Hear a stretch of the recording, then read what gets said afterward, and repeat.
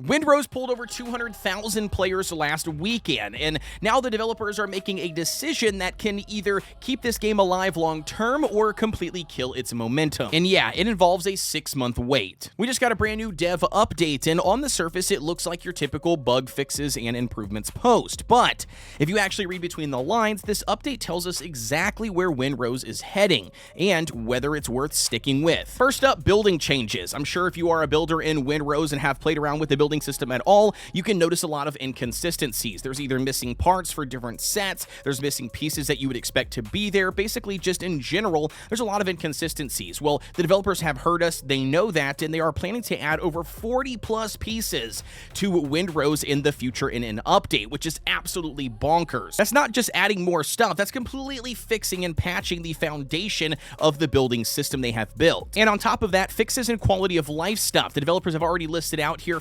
50 plus fixes and quality of life improvements, which is absolutely insane and something that you love to see when it comes from a developer prior to them introducing new content into the game. As unfortunately with most survival games, they make this mistake where they decide to continue to focus on putting out new content even though the new content or the current content that's in the game is either broken, bugged, or even half-baked. It looks like Windrose here has a better head on their shoulders and is aiming to fix the problems and address the, server stability, functionality, the quality of life issues that people have prior to introducing new content, which is a huge W and something that a lot of players or developers actually underestimate. Because honestly, this is what determines how long players, enjoy the game, whether it's 10 hours or 100 hours, or whether they beat the storyline and never come back, or they continuously are active in the game. And this one here might be the biggest one. We've got performance issues. They're targeting CPU usage, server performance, and even SSD load. So if you've experienced anything that felt laggy, stuttery, or even off, this update is aiming to fix all of those things. Especially if you guys are playing co-op or on a server, this matters way more than content right now. But none of that is actually the biggest news.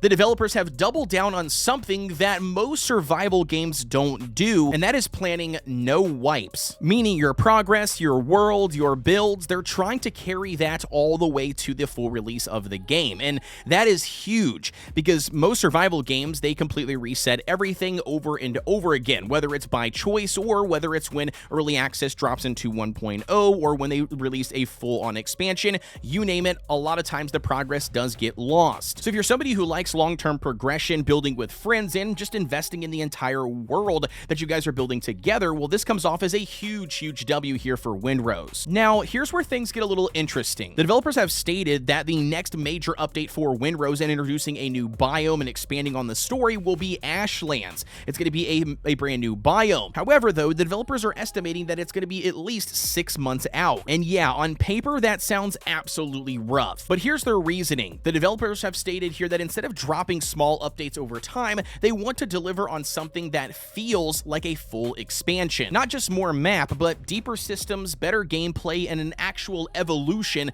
of the game that we know. And honestly, this is exactly how the best early access games have survived long term. However, though, let's not kid ourselves or get it twisted here. There is definitely still a risk, and that is if these small updates don't hit and the game sits idle for a long time or a long period of time without adding new content. We have seen it time and time again where players do fall off and eventually move on to something else. And so right now, honestly, Windrose is in a very interesting spot. The player base is very strong. The developers are focusing on fixing the core systems before pushing out new content, and they're betting on everything for a massive update in roughly 6 months from now. And if they can successfully pull this off, Windrose won't just be another survival game, it will be the ultimate survival game. However, if they happen to miss, that 6-month wait is going to be a lot longer than it sounds.